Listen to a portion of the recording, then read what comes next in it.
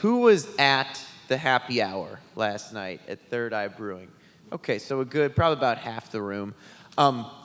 This discussion that we're about to be having is called Resources at the Ready. We're going to be talking about partnerships for growth, for talent, expansion, and one of the reasons that I love coming to Ohio is, as Elise was saying this morning, when I come here, I feel like everyone's on the same team. And we're going to be discussing strategies for how you can leverage local resources, state resources, national resources, so that way you don't have to go it alone when you're taking on some of your biggest manufacturing challenges, whether that's finding the next generation of talent, whether that's, hey, we're expanding our facility and I've heard about these tax credits and all these different programs, but I don't know how to utilize them. That's what this group is up here for. And if you saw us at the happy hour last night, I was chatting with Will and Fabian in the corner in the manufacturing happy hour area. That's a podcast that I host. My name's Chris Luecke. I'm going to be your panel lead this morning. But we had a nice opportunity to get warmed up for this discussion in the way that we like to do things at Manufacturing Happy Hour. The idea of that show is we're going to talk about these topics in a candid way, as if we're having a beer with one another. So our goal this morning is to help you not have to go it alone when you have to take on some of your biggest challenges in manufacturing. And what I love about our panel is we've got folks that have been there, done that. They've leveraged these resources. They're part of the organizations where these resources are available. So without further ado, I want to get our panelists introduced. Will, let's start with you on that end. Tell us who you are, the organization you represent, and we'll work our way back this way to Fabian. Yeah, excellent. Thanks, Chris. Super excited to be here. If you don't know me, my name's Will Healy. The third, if you look for Will Healy, you find my father who waters plants and is world-renowned for how to water plants. So find Will Healy the third. But anyways, I'm a board member of Advanced Manufacturing Industry Partnership. It's a big alphabet soup, but at AMIP here in Cincinnati, we're the local manufacturing workforce association. And so we are kind of a designated support partner of the Ohio Manufacturers Association. And here at AMIP in Cincinnati, what we're doing is connecting manufacturers with workforce solutions and workforce partners and helping you network and navigate all the government programs and the funding that's out there and finding people who can help you find people, if that makes sense. So AMIP, we've been around for 6 years. We started as a working group out of the United Way. We're now a standalone 501c3 organization, and we've received more than $1.5 million of grants from Ohio and from the United States government to implement workforce in the Cincinnati region. And our counties that we serve in Ohio, specifically with the money we have, I wrote them down and I lost them. Brown, Butler, Claremont, Hamilton, and Warren counties. And there are organizations like ours. If you're not in one of those counties, we could talk about it offline. Excellent. And Allison, you're up next. And I know you just shared a lot of your story with the audience, but maybe if you want to give your introduction in the context of how you fit into this conversation as well. I think we got a good overview of WIM, but there are a lot of specific things you do for this industry too.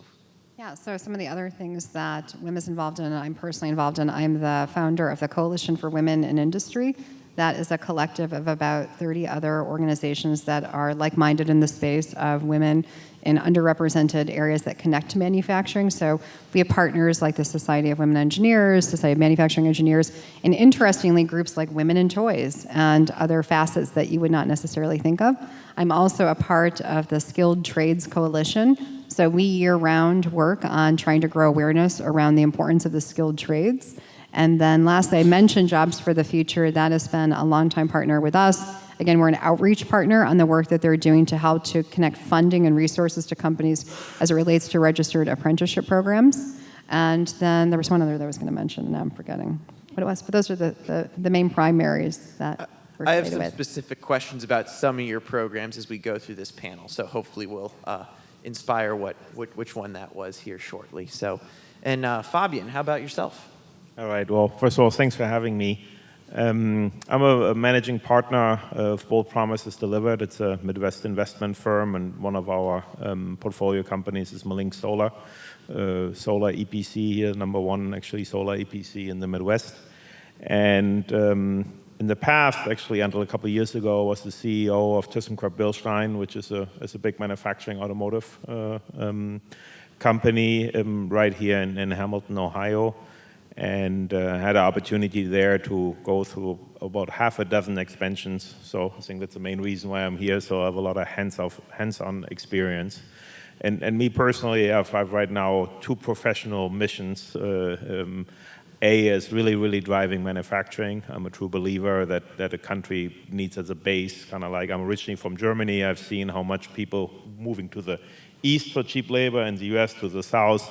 So I believe we need to manufacture in our communities. So anything I can personally do to support that is a big win for me. And the second passion I have is to drive renewable energy and drive, help people save on their operating costs and attract talent. So at the end of this panel discussion, we want you to be able to walk out of this room and feel like you have a better understanding of the type of resources that are available to you, learn from the type of projects and initiatives all these folks have been on. So that way you can maybe avoid some of the mistakes that we've made up here in the past as well and succeed as you go about growing your manufacturing business and getting that next talent involved. So there are a lot of formal programs that these individuals have utilized or can offer you. Let's kind of start with the basics. Will, you were talking about grants, you were talking about workforce, but the things that folks can do with AMIP are not all specific to, hey, I need some funding, right? There are other programs in there. So maybe if you can give us an overview of some of the other ways that you help manufacturers succeed, I think that would be a great place to start. Yeah, thanks, Chris. So I think ultimately, we have workforce challenges. You shared the manufacturing data just a minute ago. 505 open jobs in manufacturing, which is down. But if you loop in warehousing into that, you add another 300,000 jobs. And the real challenge we have is the positions we have, we're also competing with retail, accommodation, and food service. They have over 1 million unfilled jobs in that career path. In healthcare, they have like 1.4 million unfilled jobs. And overall, in our economy, there's like 7.6 million unfilled jobs. So not only are we, and I'm getting to your question, not only are we competing with ourselves for workforce, but we're competing with the market as a whole. And so how do we make manufacturing careers interesting to folks who haven't considered manufacturing before?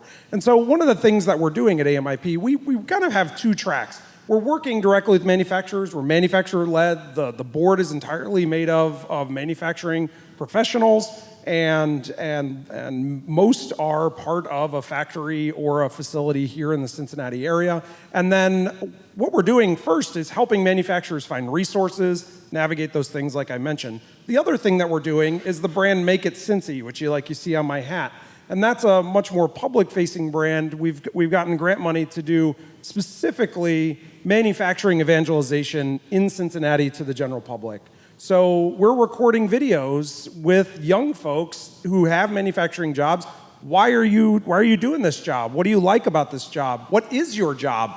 And talking to them about that, and then sharing that on places like TikTok or Instagram. You probably haven't seen Make It Cincy because you're not my target audience. But we're out there trying to get people to consider manufacturing jobs. And our ultimate call to action is funded by a grant from the US government called the Good Jobs Challenge. And our call to action is to get those folks into a boot camp. And in the boot camp, we teach them basic skills and basic operator skills to be able to come and work in the company. Shop math is probably the biggest challenge, is getting people to be able to do basic math skills. Basic math skills. Reading a ruler, adding and subtracting, dividing things by 4. We're making sure that they have good math skills, so when they come in, they can work for you and add value. We're teaching them safety things and how processes work and all of that, so they can come into your organization with a good background. The other thing that Good Jobs Challenge is doing is it's funding salary increases. So If there's a pay increase or something associated with that, there's funding to cover that, as well as funding for mentorship that's there. So they have a career mentor for the first year that they're working with you. They have a career mentor that's helping them navigate how to get a car, or if their car breaks down, or childcare, like you mentioned, is a big challenge. Helping them navigate those things so that your frontline managers don't have to. One thing I like about your answer is that you've listed a number of formal programs in there. You got Make It Cincy, you've got the Good Jobs Challenge. But as you and I were talking last night, you're also just a general dot connector across the manufacturing ecosystem here in the greater Cincinnati area. Absolutely. I mean, real change comes through local action, right? I mean, if you sit and wait for NAM, the National Association of Manufacturers, to fix this problem for us, it will never get fixed. Really what we have to do is we have to, in our local communities, have to engage with the local schools. We have to engage with the local workforce programs. We have to engage with the local organizations. And that can be hard to navigate for manufacturers. You're trying to make a product and keep your lights on. And so the thing that AMIP is doing is we're aggregating all that information for you. We're sifting through it and finding the right things for the manufacturers in this community.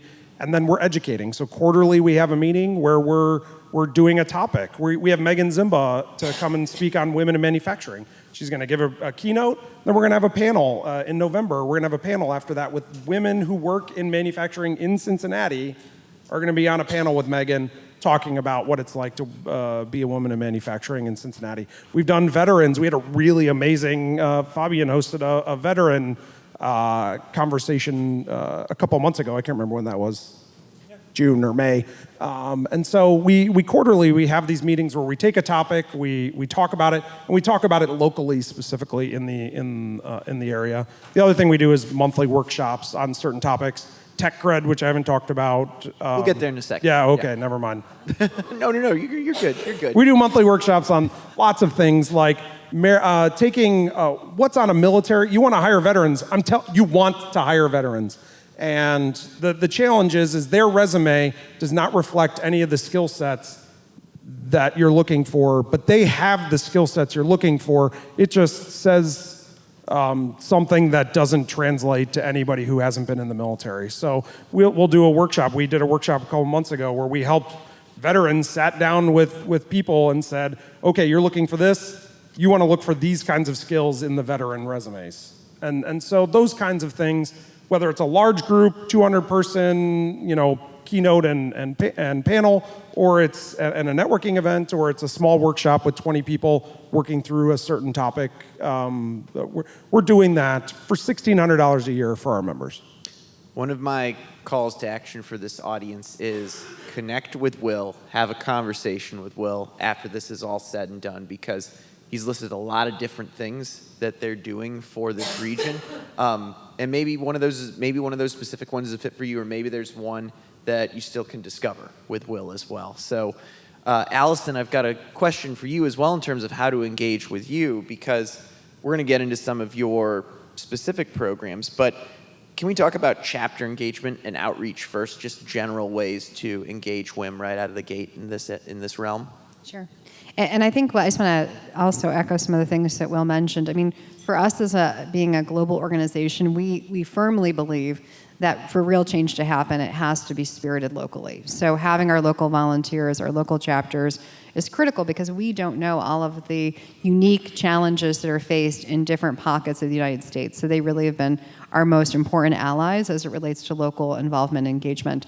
So our chapters, again, there are 33 of them throughout the country. We're starting more this year. So our aim is by 2030 to have a chapter in every state.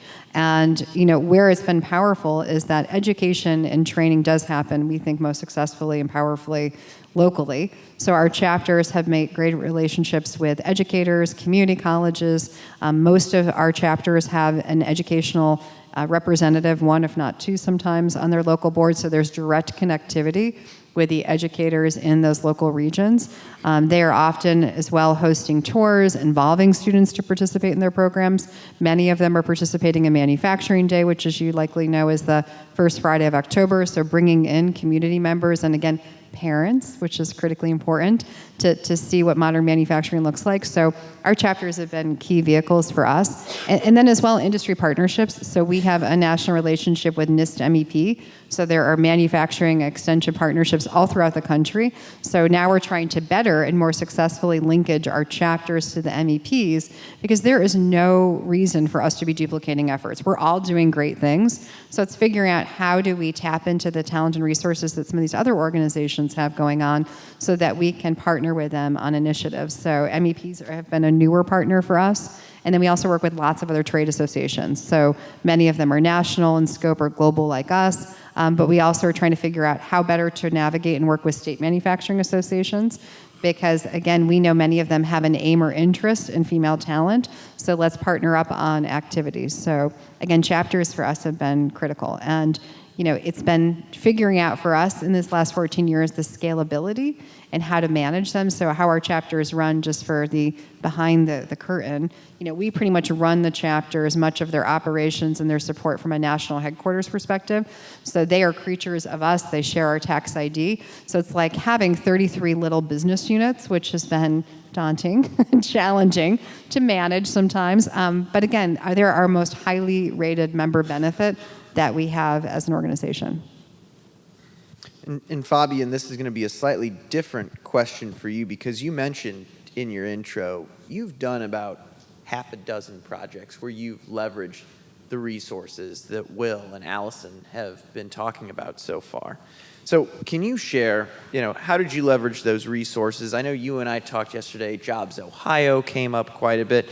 How did you leverage those resources in your projects to be successful? And maybe put the answer in the context of folks out here that might be doing this for the first time as well. You've navigated these waters before multiple times, so I know the audience can learn a lot from you in this regard. Sure. Maybe, Chris, let me make one step back. I think the most important part is when you usually hey, down the road I'm looking about an expansion. I want to do kind of like, something a little bit bigger. Really reach out in your community, maybe the Jobs Ohio already, and build relationships. So I think fundamentally it's not smart to go somewhere when you want something, where you almost like meet people for the first time. So really that networking part. Plus, anywhere, it doesn't matter how big your company is, if your company and your community, from my view, you have a responsibility to engage in the company. It's fundamentally the right thing, and then it will help you down the road. But invite the city manager wherever your company is, the mayor, the head of economic development. Give them a plant tour, give them a facility tour. Share with them what you're doing, and they will probably even come up with some ideas how they can help you. So usually those folks are really good. We were in Hamilton. I can say I do have to always get a shout out to Hamilton. Absolutely amazing, probably the best place in whole Ohio for kind of like economic growth. And then what Ohio has done really, really well, I'm a huge fan of Jobs Ohio. So kind of like, I guess, semi-privatized economic development. They are really solution-focused. So I had experience before with, let's say, very traditional economic development where, let's say, they have a problem for every solution. And at Jobs Ohio, they're doing a really, really good job to work with you. And then Jobs Ohio, maybe very quick, is they obviously can't do everything from Columbus in the whole state, so they're kind of like divided into 5 local or regional areas. Here in Cincinnati, it's Ready, a great group here under the leadership of Kim Lauterbach. So they're usually, let's say, they help you with Jobs Ohio, and so I have never seen that they're not willing to help somebody in all different kind of ways, either with a grant, with some payroll tax issue support, different financial incentives if you want to grow your business. So one of the common threads, if I were to recite a takeaway from this first round of discussion, it would be engage proactively. At least that's one of the things I'm hearing, right? There are a lot of resources that there's going to come a time where you're going to need them. But if you can talk to these folks in advance and start building those relationships, build relationships across the community, it's going to be a much easier ask when it's go time, when you have that project, when you need to find those new hires to leverage these resources. So we're going to go out of order now. It's not always going to be a down the line, starting with Will and ending with Fabian. So Allison, my next question is for you, and this is around your Empowering Women in Production program. Can you explain a little bit about that? Because I believe that's your corporate partnership program, correct? Yeah, so that came about. I tried to share this morning, if you listened to my session, about being responsive and having manufacturing companies being the key customers in addition to women that we work with. So manufacturing companies came to us specifically in one of our leadership conferences and shared a big challenge they were experiencing with retention for women in hourly roles and as well on the front line. So we worked with them for about 2 years on the creation of this program called Empowering Women in Production. Actually, for next year, we're losing the empowering piece because, lo and behold, empowering now has lots of different meanings and sometimes not so positive, which is strange. But I think that the thought is it's still focused on women in production. So looking at women in production level roles, it's a 20-week experience that women go through where they have assessments, they have direct coaching, which for many of these women, they've never been in a formal education program. Most have never had formal assessments or coaching. And as well, it's creating a cohort of them with now 60 to 100 other women that they can have access to and that they hopefully stay connected with well beyond the program. So that was in partnership with companies like BASF and John Deere and others that worked with us in a working group. They had and lent us their talented staff people that were responsible for training and education and development and worked to co-create this product and resource for other manufacturing companies to leverage. So we've now graduated close to, I think it's 800 people from the program. We have a wait list every single time. We're offering it multiple times a year. We've now capped it at 100 participants per each cohort, just for manageability purposes and because we have to pair each person with a coach and there are some restrictions there, and as well we want to make sure that we're giving them the optimal size to be able to build peer relationships as well. But it's been highly successful.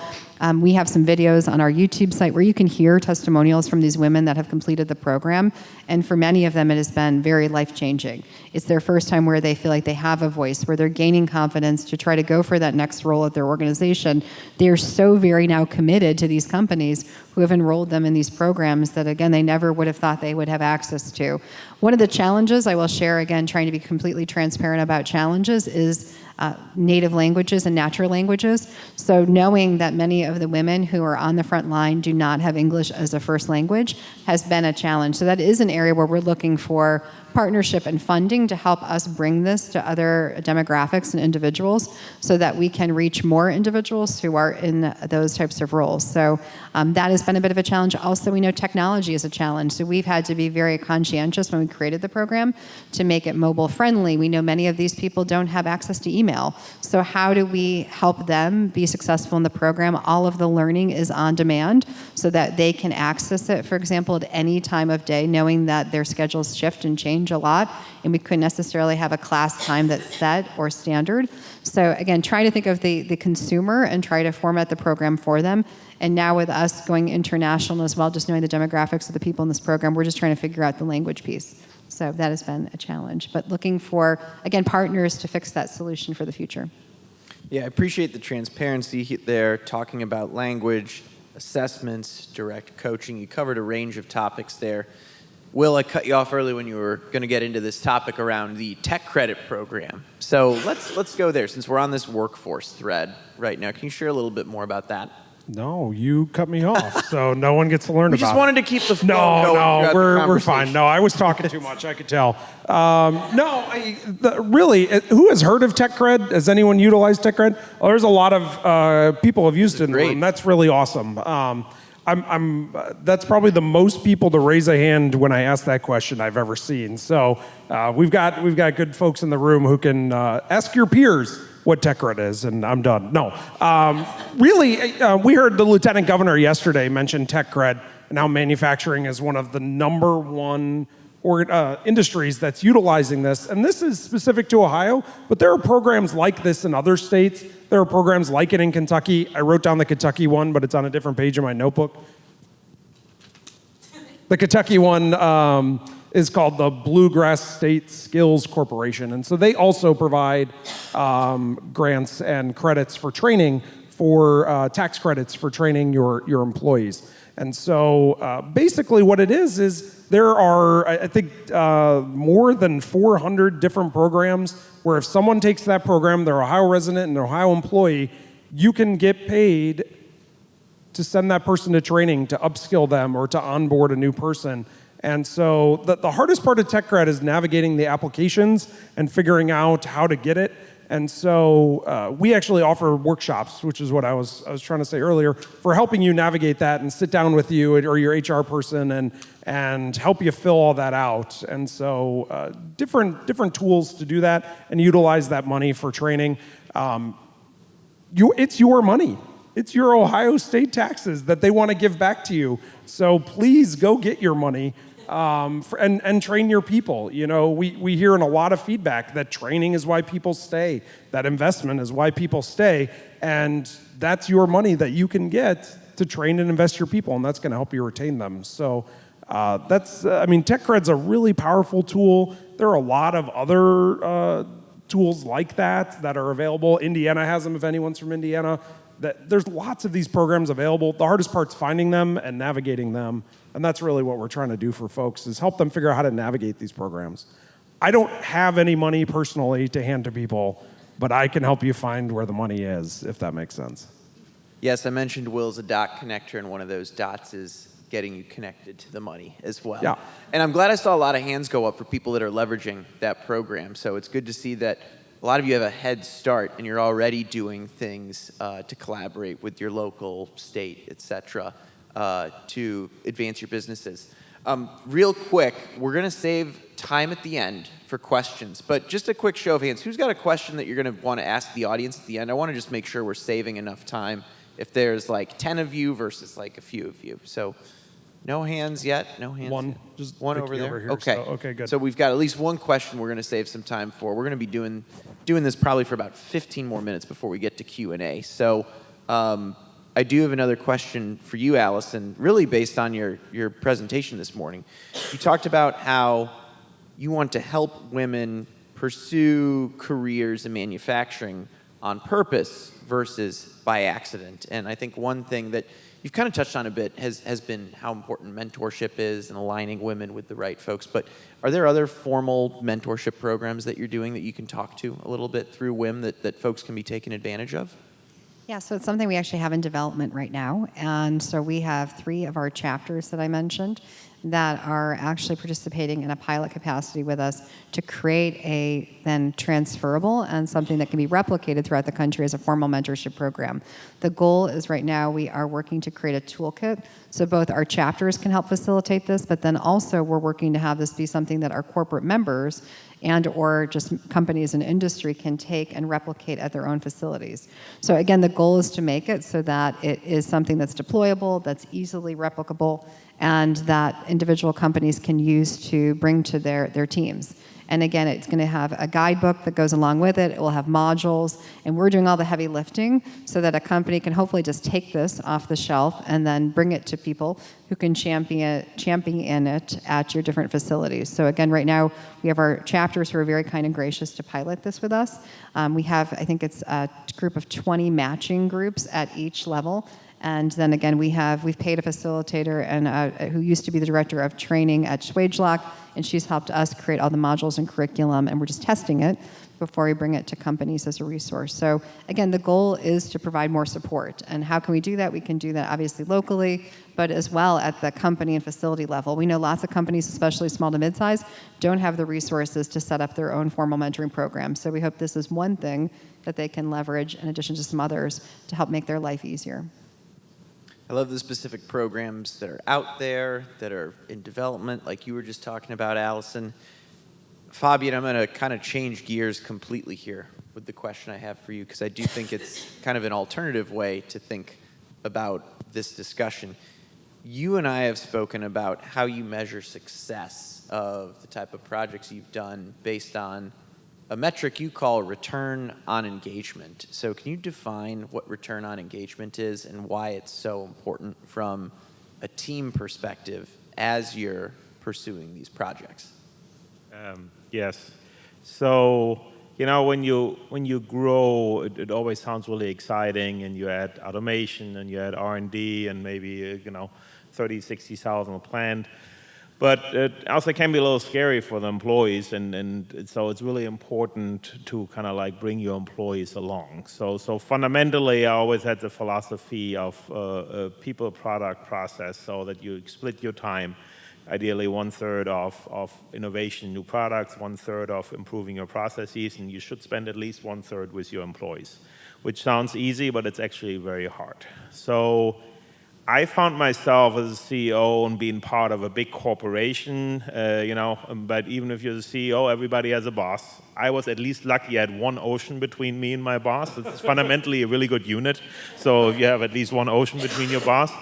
But you still constantly, are challenged by corporate. So we would sit for hours and hours in, let's say, the boardroom or conference room, going through like Excel sheets with 50 tabs. Each tab has like 20 entry fields for some ROI calculation. And we would spend hours, days, and weeks. And I realized eventually I just couldn't do it anymore, and I felt like I completely wasted my time. So I delegated a lot, and I spent my time on the shop floor with employees and talk about our investment ideas to reach feedback.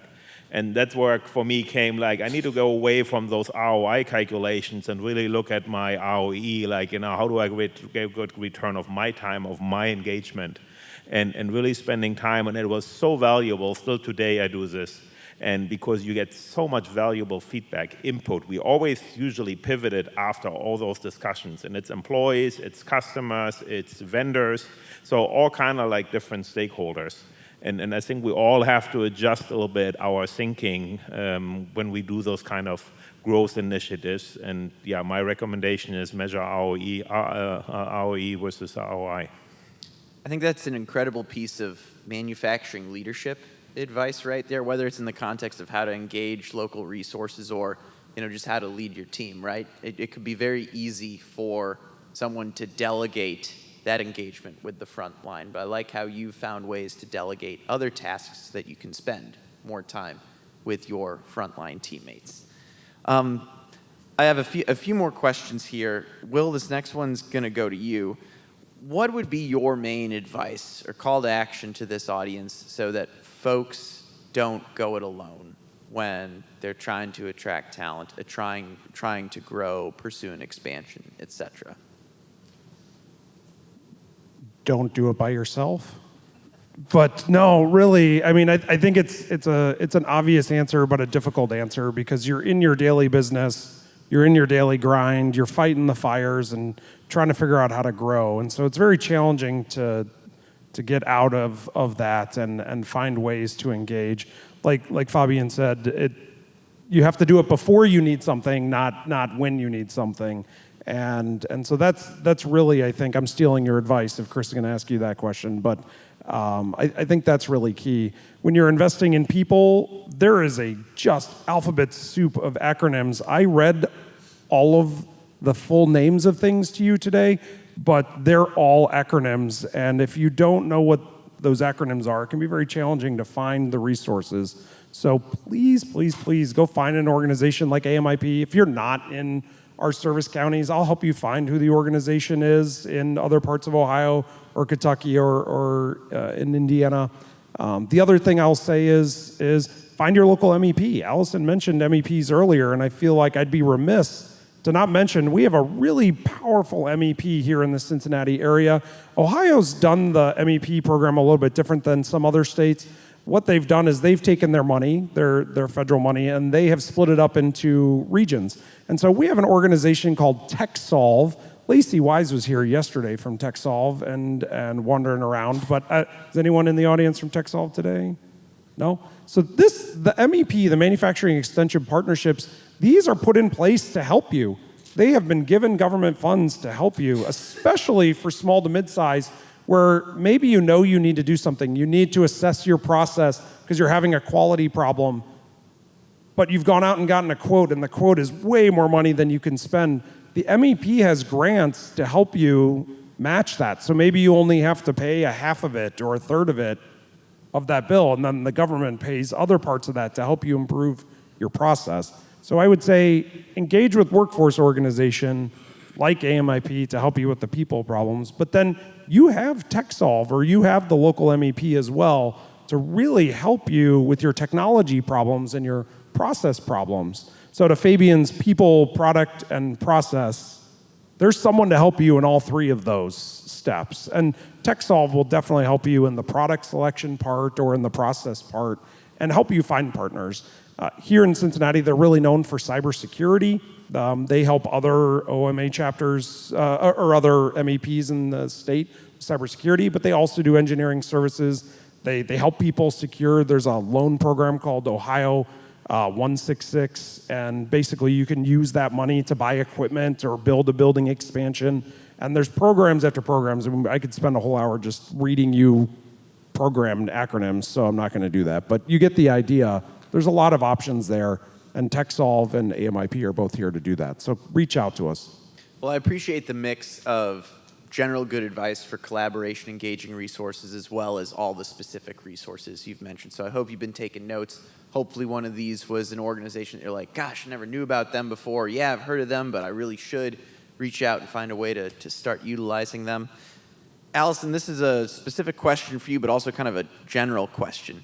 You've named a number of the specific programs that WIM has to offer. There's a lot there. So what is your advice for engaging WIM? But maybe this can be also a general comment. Like, there are other organizations out there that have a plethora of resources people could be utilizing that people are just trying to figure out how to navigate. So what would your tip for the audience be there? Well, I think I'd echo a lot of what Will shared, is that there are endless resources and it can be daunting to try to navigate those. So maybe as part of our outcomes or outputs from this panel session, we could have some show notes or pass along a single sheet or at least some links to some of the resources. Because listen, we've only been in this game for 14 years of trying to help and support women in industry. There are lots of organizations that are very strong and have many resources that obviously pre-existed our start a decade plus ago. So we are happy to share those resources with you of other programs that we vetted and or endorse that are really powerful and impactful and work to help, again, as you're working to try to retain and advance and recruit your female talent. I would say as well, don't think of you or your company as being the only one with that problem, because if you're having that problem, another organization likely has and maybe has solved it. So again, come to us, leverage our resources, and then hopefully in show notes and or follow-up, we can share some other links to some other outstanding programs. Speaking of other programs, Fabian, I've got kind of a two-part question for you here at the end, because we've been talking a lot of this around the concept of productivity, workforce today. But there are also a lot of programs out there around sustainability as well. So I want to make sure we don't miss talking about that. Can you share about the programs around sustainability, and maybe more importantly, why this is so important and how it ties into like the talent piece of our conversation as well?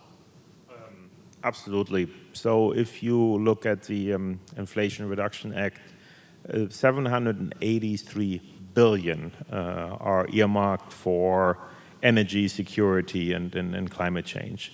So it's a pretty sizable number. So I obviously, and actually I see some solar customers here in the audience that took the lead last year with exceptional leadership here from Ari Jones, Dan.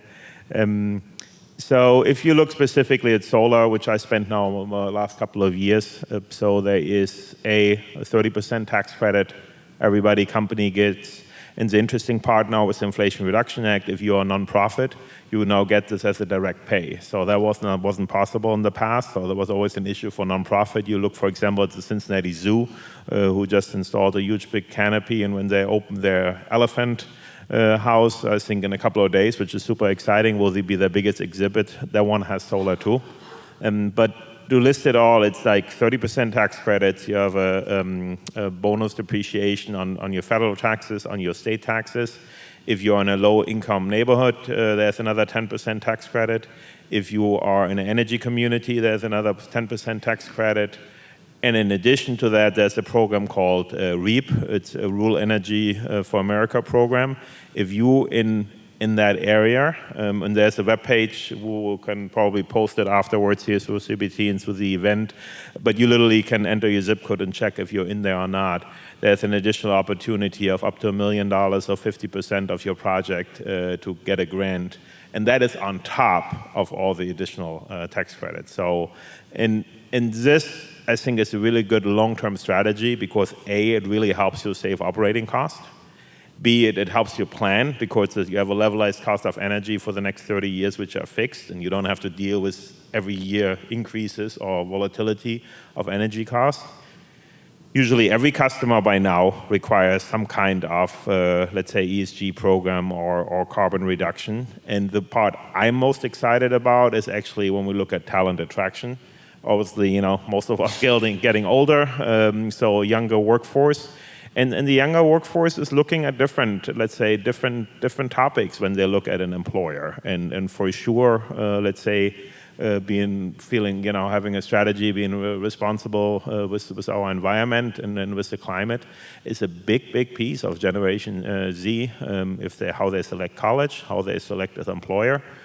So it really helps on the financial side and really big on the talent piece.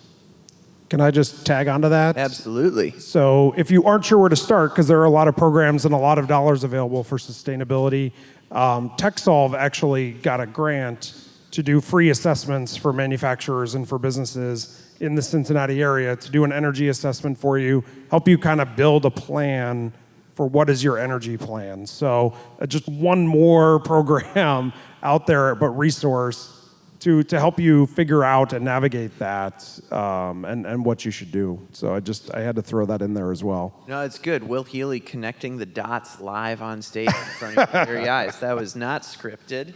The last thing I'll say, or the last question I have for you, Fabian, is probably the right one to end on, I feel, is you've done this, like you said, 6 times. What would you recommend to the audience so they avoid any pitfalls that you might have run into during one of your first attempts going down these projects before?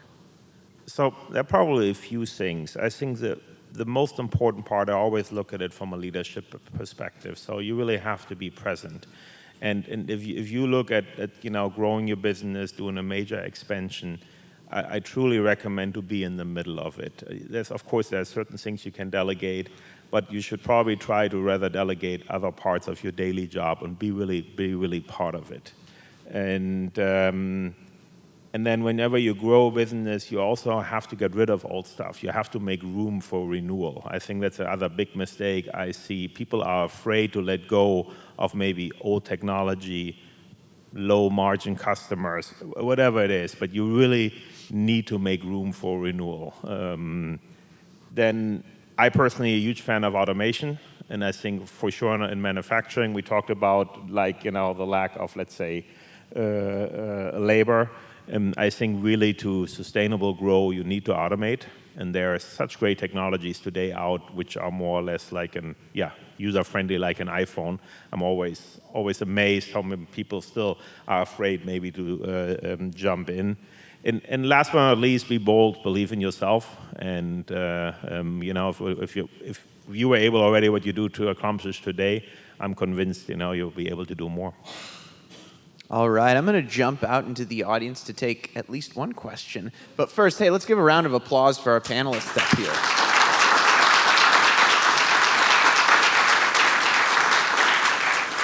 All right, I know we have one question up front. Quick show of hands. Any other questions that have come up? Hands raised. Okay, at least one more. Perfect. We can definitely get to a couple questions here. So if you could say your name and your company, we'll go from there. My name is Vicki McMullen, and my company is via McMullen Recruitment. And what I do is I recruit for specific industry sectors, and one of the industry sectors is manufacturing. And so I am involved in AMIP, and I'm a member of AMIP. And so this question is to everyone on the panel. When I hear Will talk about the fact that part of the grant dollars are being spent on shop math, it's somewhat disturbing to me, because it means that students have come through the education system without math skills. And I hear it all the time. And so my question is, are we starting early enough? A lot of the focus in terms of getting individuals interested in manufacturing initially had focused at the high school level. I know this because I was involved in AMIP. It then moved down to the junior high school level. But what I'm finding when I talk to employers is they do make points such as kids don't know how to use a ruler. In my day when I was growing up, we knew how to use a ruler when we got out of elementary school. And we knew math skills and fractions and decimals when we got in elementary school.